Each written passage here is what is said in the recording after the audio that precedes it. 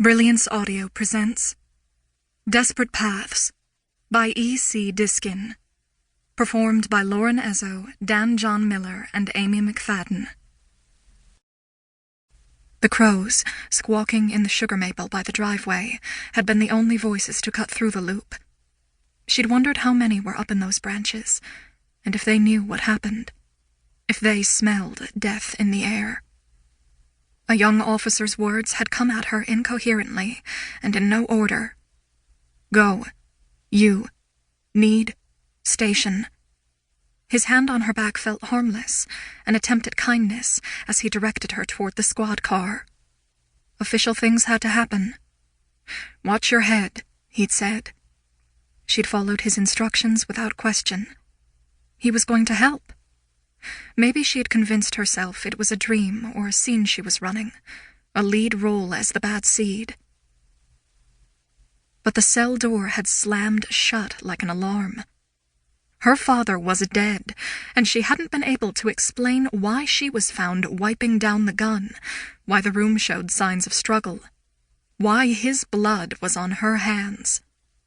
She looked down at them now, washed clean, but not. Formal arrest and a mugshot would be next. Her blank expression would be interpreted as an admission of guilt. There would be national coverage of the small-town scandal. Everyone she'd ever known would see her photo on the evening news. They would all wonder if they'd ever really known her at all. Her sadistic former Eden High School gym teacher would probably be watching, nodding smugly at the news. He'd never liked her.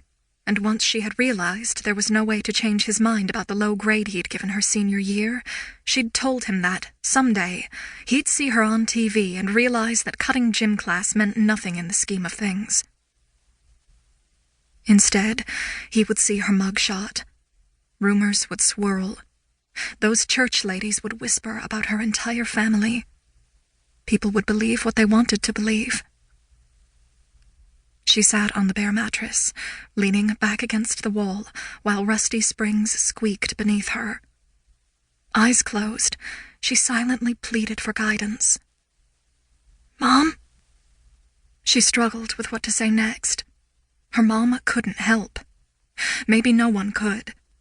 Brooklyn could not tell the police what happened. It was an impossible situation.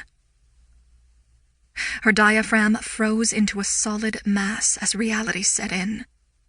Panicking, she tried for a breath but couldn't get enough air into her lungs. She kept inhaling as heat rushed up the back of her neck. Her hands began to tingle. Black spots appeared in her field of vision, the edges closing in. Jumping up from the bed, she pushed herself against the back wall of the cell, as if she needed to stop it from collapsing on top of her. In 7 days, she had gone from strolling through New York's Central Park to being locked inside a jail cell in Boline County, Illinois. 7 days. Her mom used to say that if an entire world could be created in 7 days, there was no better number. But it was just another of Mom's lies.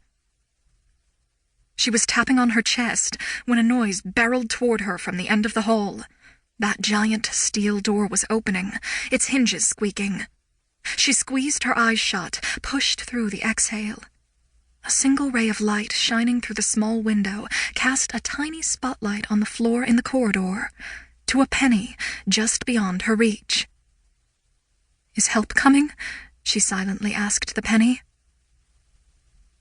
The guard's keys jangled on his belt with every step. There were too many footfalls. Someone else was with him.